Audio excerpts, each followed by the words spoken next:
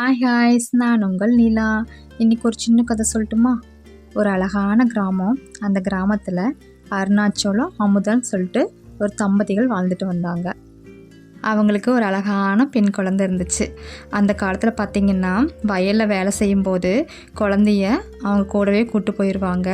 அங்கே மரத்தடியில் ஒரு தொட்டில் கட்டி அந்த குழந்தைய தூங்க வச்சுட்டு அதுக்கப்புறம் வயலில் போய் வேலை செய்வாங்க.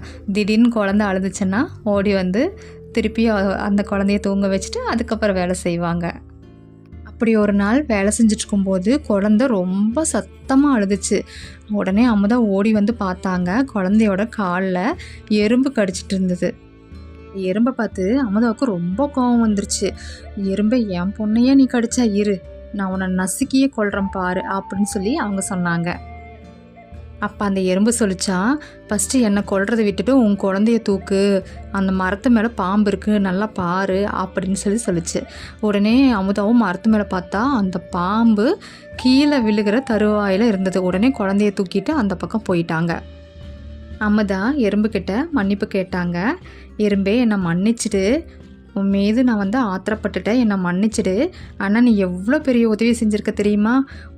என்னோட உயிரையே நீ காப்பாற்றிருக்கிற, என்னோட உயிரே என்னோட மக தான், நீ அவளை காப்பாற்றிருக்கிற அப்படின்னு சொன்னாங்க. ஆனால் நான் உனக்கு அந்தளவுக்கு நான் எந்த நன்மையும் செஞ்சதே இல்லையே அப்படின்னு கேட்டாங்க. அதற்கு அந்த எறும்பு சொல்லிச்சு, அப்படிலாம் சொல்லாதீங்க.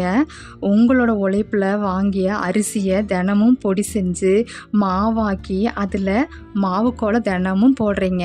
அந்த கோலத்தில் உள்ள பொடி அரிசிகளை எல்லாம் எடுத்து நான் இறையாக எடுத்தது மட்டும் இல்லாமல் என்னோடய குழந்தைகளுக்கும் என்னோடய நண்பர்களுக்கும் எல்லாத்துக்குமே நான் கொடுத்துருக்கேன்.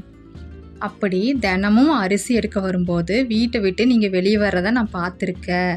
இன்றைக்கி இந்த மரத்தின் பக்கமாக நான் வந்துட்டுருக்கும்போது தான் நான் இதை பார்த்தேன். இந்த நிலைமையை நான் வந்து சரி பண்ண என்ன பண்ணேன்னு தெரியல, அதனால தான் நான் பாப்பாவை கடித்தேன் அப்படின்னு சொல்லி அந்த எறும்பு சொல்லிச்சு. எறும்புக்கு நன்றி சொல்லிவிட்டு இந்த விஷயத்தையெல்லாம் அருணாச்சலத்துக்கிட்ட சொன்னாங்க. அதுக்கு அருணாச்சலம் ரொம்ப சந்தோஷப்பட்டு அவங்க மனைவியை பாராட்டினாங்க.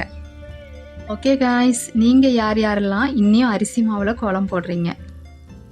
அரிசி கோலம் போடும்போது தீய மற்றும் துஷ்ட சக்திகளை வீட்டிற்கு வரவிடாமல் தடுக்கும் மகாலட்சுமி நம்ம வீட்டில் வந்து வாசம் செய்வாள். எறும்பு மற்றும் நிறைய ஜீவராசிகளுக்கு தான தர்மம் செஞ்சு புண்ணியம் கிடைக்கும். 48 நாள் தொடர்ச்சியாக நம்ம மாக்கோலம் போட்டோம்னா எவ்வளோ தடைகள் இருந்தாலும் அந்த தடைகளெல்லாம் தாண்டி திருமணம் வந்து கைகூடும்.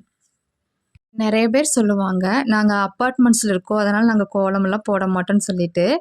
அப்பார்ட்மெண்ட்ஸில் இருந்தாலே குட்டி குட்டி கோலம் போடலாம். சப்போஸ் அதுவும் கூட முடியாது அப்படிங்கிறவங்க என்ன பண்ணலான்னா, பச்சரிசியும் வெல்லம் அதெல்லாம் சேர்த்து நம்ம அரைச்சி அதை கொண்டு போய் ஒரு மரத்துக்கு கீழே நீங்கள் போட்டிங்கன்னா கூட அதை சாப்பிடும் நிறைய ஜீவராசிகள் வந்து எறும்பு அந்த மாதிரி நிறைய ஜீவராசிகள் வந்து சாப்பிடும்போது நம்மளோட கர்மாக்கள் வந்து அழியப்படுங்கிறது ஒரு ஐதீகம் இருக்குது. வாழ்க்கை வாழ்வதற்கே வாழ்ந்து காட்டுவோம். தேங்க்ஸ் ஃபார் வாட்சிங்.